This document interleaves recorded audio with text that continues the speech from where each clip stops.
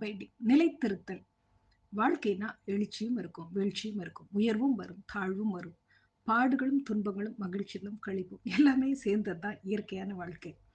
எல்லாத்துலயும் நிலைத்திருக்கிறது அப்படின்னா அதுக்கு அர்த்தம் பார்த்தா அசைக்க முடியாமல், யாராலும் வீழ்த்த முடியாத, யாராலும் தள்ள முடியாத, சந்தர்ப்ப சூழ்நிலைகளில் வீழ்ந்து போகாத நிலையில் இருப்பவர்கள் அப்படின்னு சொல்லலாம். அப்படி ஒரு நிலை இருக்கா அப்படின்னு கேட்டா நிச்சயமா இருக்கு.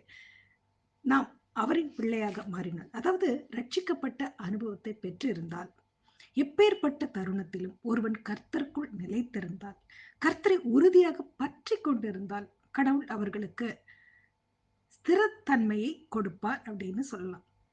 ஸ்திரத்தன்மைனா நிரந்தர சிறப்பு, நிரந்தர அன்பு, நிரந்தர ஆசீர்வாதம், நிரந்தர பாதுகாப்பு. அது மட்டுமா, எதிரிடமிருந்து நிரந்தர விடுதலை கொடுப்பார். இன்னைக்கு அதை பத்தி தான் பார்க்க போறோம். அதுக்கு முன்னாடி ஒரு குட்டி தகவல். கணவரால் கைவிடப்பட்ட நிலையில் உள்ள ஒரு தாய் தன் குழந்தைகளை வளர்க்க, உருவாக்க பற்பல தொழில்களை செய்தார்.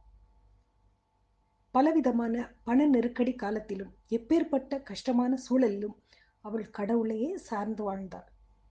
ஒவ்வொரு நாளும் தன் தேவைகளை கடவுளிடம் முறையிடுவாள். அப்படிப்பட்ட சூழலில் அவளின் மகன் கல்லூரியில் சேர்ந்து சில கூடா நட்பினால் அடிமைத்தர பழக்கத்திற்கு அடிமையானான். அவள் வாழ்வில் அவள் சோர்ந்து போக, எல்லாவற்றையும் விட்டுவிட, எரிச்சலடைய, புகார் கூற, முறுமுறுக்க, விரக்தியாக, எதிர்மறையாக பேச, கசப்படைய எல்லா சந்தர்ப்பங்களும் இருந்த பொழுதும் அவள் உற்சாகமாக, தொடர்ந்து ஜெபிக்கிறவளாக, நேர்மை உள்ளவளாக, மற்றவர்களுக்கு உதவி செய்பவர்களாக, நம்பிக்கையுடன், விசுவாசத்தில் உறுதியாக இருந்தாள். எல்லாவற்றிற்கு மேல் கடவுளிடம் பின்னி பிணைந்திருந்தாள் அப்படின்னு சொல்லலாம். எல்லோருக்கும் ஆச்சரியம்.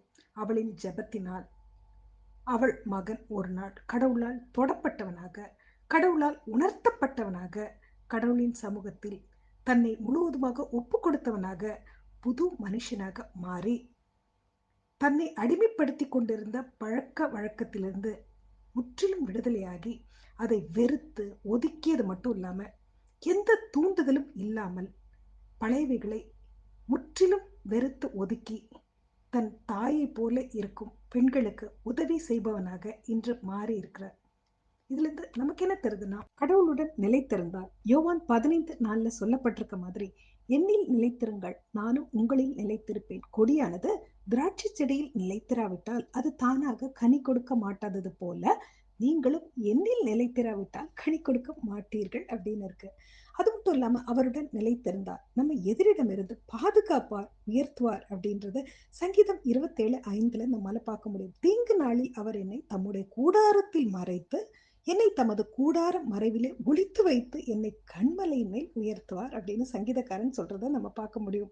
அது மட்டும் இல்லாம யாத்திராகமம் 14:3 மோசஸ் இஸ்ரவேல் மக்களிடம், இன்றைக்கு நீங்கள் காண்கிற எகிப்தியரை, அதாவது எதிரியை, இனி என்றைக்கும் காண மாட்டீர்கள்னு சொன்னது நமக்கு தெரியும். எதிரின்னு நம்ம சொல்றது நம்ம அடிமைத்தன பழக்கமா இருக்கலாம், நம்மை கட்டுப்படுத்தும் பாவ காரியங்களா இருக்கலாம், நோய்களா இருக்கலாம், வியாதிகளா இருக்கலாம், ஏன் பற்றாக்குறையா கூட இருக்கலாம்.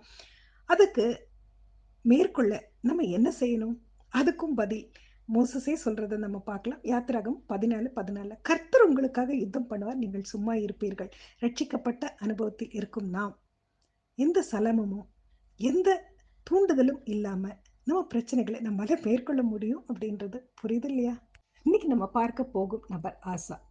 அவனுடைய நாட்களில் தேசம் 10 வருஷ காலம் அமெரிக்கா இருந்தது அப்படின்றத நம்ம பார்க்குறோம்.